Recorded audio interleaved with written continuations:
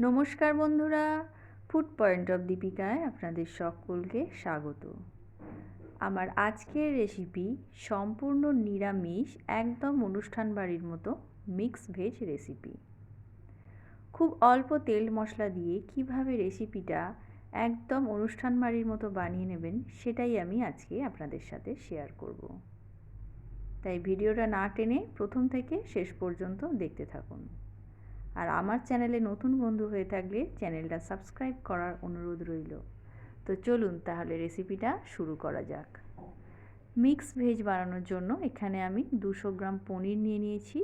পনিরটাকে প্রথমে ছোট টুকরো করে কেটে নেব। আপনারা আপনাদের পছন্দ মতো সাইজ করে কেটে নেবেন। আমি এইভাবে একটু ছোট টুকরো করে চৌকো শেপ দিয়ে কেটে নিচ্ছি। দেখুন পনিরটা আমার কাটা হয়ে গেছে, এই রকম ছোট টুকরো করে কেটে নিয়েছি। এইবার একটা মশলা রেডি করে নেব। তার জন্য নিয়ে নিয়েছি 12 থেকে 14টা কাজু বাদাম, 2 টেবিল চামচ চার মগজ, আর দিয়ে দেব 2 টেবিল চামচ পোস্ত। পোস্তর বদলে আপনারা তিল দিতে পারেন। এইবার প্রথমে শুকনো উপকরণগুলোকে ভালো করে গুঁড়ো করে নেব।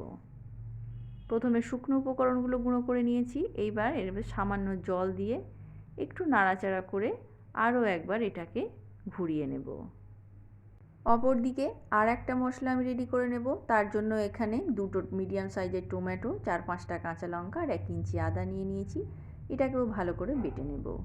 অপর দিকে গ্যাসের ওপর কড়াই বসিয়ে এখানে আমি 4 টেবিল চামচ সাদা তেল দিয়ে পনিরগুলো একে একে ছেড়ে দিচ্ছি। পনিরগুলোকে হালকা লাল করে ভেজে নেব। এতে করে সবজিটা রান্নার সময় এগুলো নাড়াঘাঁটা হয়ে ভেঙে যাবে না। আস্তে আস্তে করে আমি উল্টে দিচ্ছি। উল্টানো হয়ে গেলে একে একে সব পনিরগুলোকে আমি কড়াই থেকে উঠিয়ে নিচ্ছি। ঠিক একইভাবে বাকি পনিরগুলো ভেজে নেব। সমস্ত পনির আমার ভাজা হয়ে গেছে। এইবারই একই তেলের মধ্যে দিয়ে দিচ্ছি কেটে রাখা আলু। আমি সমস্ত সবজি একই পরিমাণে কেটে নিয়েছি। প্রথমে আমি আলুটা দিয়ে 2 মিনিট মতো ভেজে নিয়ে দিয়ে দিচ্ছি কেটে রাখা ফুলকপি। ফুলকপিটাকেও 2 থেকে 3 মিনিট এইভাবে নাড়াচাড়া করে ভেজে নেব। ভাজা হয়ে গেলে দিয়ে দেব কেটে রাখা গাজর, আর দিয়ে দিচ্ছি কেটে রাখা বিনস। সমস্ত সবজি দিয়ে এইবার 4 থেকে 5 মিনিট ভালো করে নাড়াচাড়া করে ভেজে নেব। ভাজাটা আমার হয়ে গেছে। এইবার একটা ছাঁকনি দিয়ে এটাকে আমি তুলে নিচ্ছি।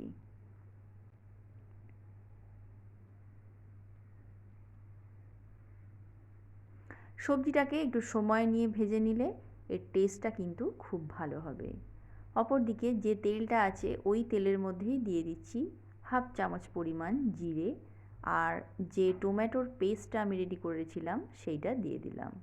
মিক্সির জারটা ধুয়ে সামান্য জল অ্যাড করে দিলাম। যেহেতু এখানে তেলের পরিমাণটা কম আছে তাই মশলাটা ভাজার সঙ্গে সঙ্গে এটা কড়াতে লেগেও যাবে না। দিয়ে দিলাম সামান্য লবণ, হাফ চামচ হলুদের গুঁড়ো, হাফ চামচ কাশ্মীরি লঙ্কার গুঁড়ো। এইবার সমস্ত মশলাগুলোকে খুব ভালো করে মিশিয়ে নেব। এখানে আমি কোনো ধনে জিরের ব্যবহার করছি না। এই অল্প মশলাতেই রেসিপিটা কিন্তু দুর্দান্ত হয়। ভালো করে মশলাটাকে কষিয়ে নিয়েছি। এইবার যে বাদামের পেস্টটা রেডি করে রেখেছিলাম সেটা দিয়ে দিলাম। মিক্সির জারটা ধুয়ে কিছুটা জলের মধ্যে অ্যাড করে দিলাম। এইবার ভালো করে এটাকে কষিয়ে নেব। দিয়ে দিচ্ছি 4 টেবিল চামচ পরিমাণ টক দই। টক দইটা দিয়ে খুব ভালো করে নাড়াচাড়া করে মিশিয়ে এটাকে কষিয়ে নেব। তবে বারে বারে এইভাবে নাড়াচাড়া করে নিতে হবে, না হলে বাদাম আছে তাই তলায় লেগে যেতে পারে। গ্যাসের ফ্লেমটাকে মিডিয়াম টু লোতে রেখে আমি মশলাটাকে কষিয়ে নেব। কষানো হয়ে গেলে দিয়ে দেব সবজি। আমি খুবই দুঃখিত বন্ধুরা, সবজি দেওয়াটা আমি দেখাতে পারলাম না। আর এর সাথে অ্যাড করে দিয়েছি একটা মিডিয়াম সাইজের ক্যাপসিকামকে কুচি করে। দিয়ে দিলাম পরিমাণ মতো জল। এইবার সমস্ত কিছু ভালো করে মিশিয়ে নেব।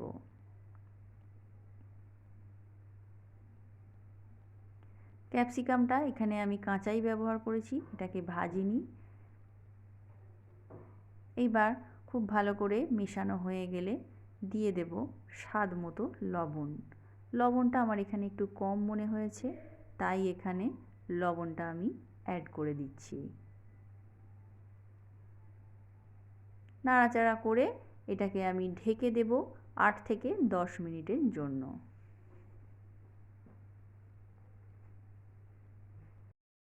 ফিরে আসছি 8 মিনিট পর। গ্যাসের ফ্লেমটা অবশ্যই মিডিয়াম টু লোতে রেখে আমি এটাকে সেদ্ধ করে নিয়েছি। তলাতে একটু লেগে গেছে, আস্তে করে এটাকে ঠিক করে নেব। আমার সবজিটা গাজরটা খুব ভালোভাবে সেদ্ধ হয়ে গেছে। সবজিটা কিন্তু 100% কুক আমি করব না, 90% মতো কুক করে নেব। এইবার দিয়ে দিচ্ছি আগে থেকে ভেজে রাখা পনির, আর দিয়ে দিচ্ছি 1 চামচ চিনি, 1 চামচ কাসুরি মেথি, এটাকে একটু শুকনো খোলায় ভেজে গুঁড়ো করে দিলাম, আর দিয়ে দিচ্ছি হাফ চামচ মতো গরম মশলা। ভালো করে মিশিয়ে নিয়ে স্ট্যান্ডিং টাইমে রাখলেই রেডি হয়ে গেল আজকের মিক্স ভেজ। তো বন্ধুরা, ভিডিওটা কেমন লাগলো? ভালো লাগলে লাইক, শেয়ার ও কমেন্ট করতে ভুলবেন না। আর আমার চ্যানেলে নতুন বন্ধু হয়ে থাকলে চ্যানেলটা সাবস্ক্রাইব করার অনুরোধ রইল। তো আজকের মতো এ পর্যন্তই। আবার দেখা হবে অন্য কোনো রেসিপি নিয়ে। ততক্ষণের জন্য নমস্কার।